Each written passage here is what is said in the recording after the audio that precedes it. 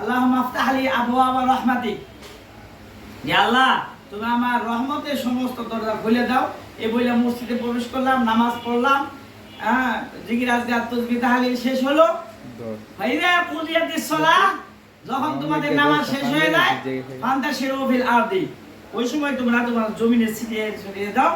এটাই মসজিদে থেকে বের হওয়ার জন্য রাসূলুল্লাহ সাল্লাল্লাহু আলাইহি ওয়াসাল্লাম বললেন যে আল্লাহুম্মা ইন্নী আসআলুকা মিন ফাদলি, হে আমার রব, তোমার হুকুম তো আমি এখন পালন করলাম, তোমার আদেশ ছিল নামাজ পালন করেছি, এখন আমাকে আল্লাহুম্মা ইন্নী আসআলুকা মিন ফাদলি, এখন তোমার ফজল, ধন সম্পদ, টাকা পয়সা, রিজিক এর ব্যবস্থা করে দাও। সুবহানাল্লাহ।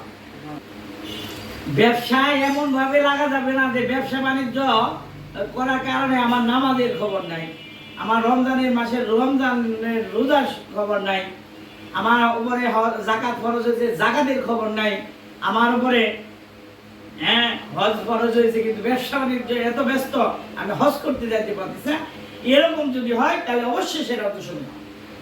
সেটা আলেম না শুধু, সে গাইরে আলেম হোক, সাধারণ মুসলমানের জন্য এটা নিন্দনীয়। রিজিক তালাশের জন্য তোমার চাকরি বাকরি বা বিভিন্ন ব্যবসা প্রতিষ্ঠানে যখন যাবা, ওয়াজকুরুল্লাহ কাসীরা, তোমরা আল্লাহর জিকির চালু রাখো।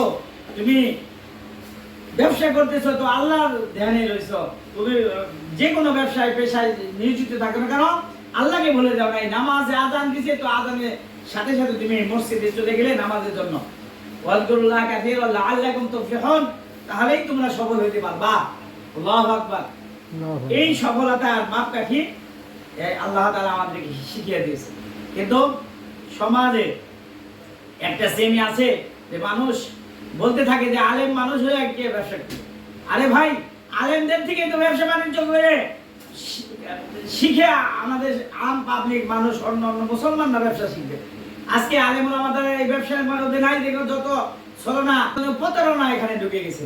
রাসূল সাল্লাল্লাহু আলাইহি ওয়াসাল্লামের বিখ্যাত হাদিস, মান গাশশানা ফালাইসা মিন্না, যে প্রতারণা করলো, ব্যবসা বাণিজ্যে দুর্নীতি করলো, সে আমার উম্মতে মুহাম্মাদি নয়। নাউযুবিল্লাহি মিন যালিক। আমাদের সেই সাহাবায়ে কেরাম, নবী সাল্লাল্লাহু আলাইহি ওয়াসাল্লাম নবুয়তের আগে অবশ্যই ব্যবসা করেছেন, আর তারপরে সাহাবায়ে কেরামের সুন্নাত ছিল এই ব্যবসা বাণিজ্য, তারপরে তাবেঈন, আইম্মা মুজতাহিদিন, অনেক আলেম ওলামা ব্যবসা বাণিজ্যে জড়িত ছিল।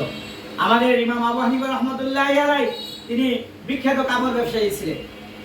এরকম ভাবে যুগ যুগ ধরে আলেম ওলামারা ব্যবসা বাণিজ্যের সাথে জড়িত ছিল। এই জন্য আমরা যারা বড় আছি তারা কখনোই কোনো উদ্যোক্তা আলেমকে ছোট চোখে না দেখি, তাকে হিম্মত দিই, হিম্মত আফজাই করি, তাকে উৎসাহ দিব, কখনোই আমি আরেকজনের হতাশার কারণ হব না।